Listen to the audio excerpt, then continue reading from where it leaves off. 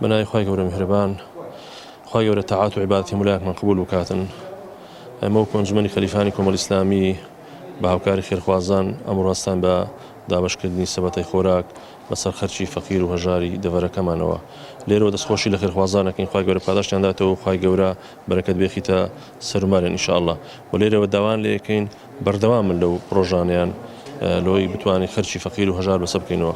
ئەمڕۆژ بە هاوکاری خێرخوازان بڕی 150 سەبەتەی خۆراکمان دابین کرد و دابەشمان کرد بەسەر خەرچی دەڤەرەکەمان. و لە کۆی گشتی پرۆژەکانمان لەو چەند مانگانە توانیتمان لە کاتی کەرەنتینەوە تا ئێستا توانیتمان 685 سەبەتەی خۆراک بەسەر خەرچی فەقیر و هەژاری دەڤەرەکەمان دابەشکەین. خوای گەورە پاداشتی خێرخوازان داتەوە و دەستخۆشیان لێکەین، خوای گەورە نمونەیان زیادکەین ئینشاءالله.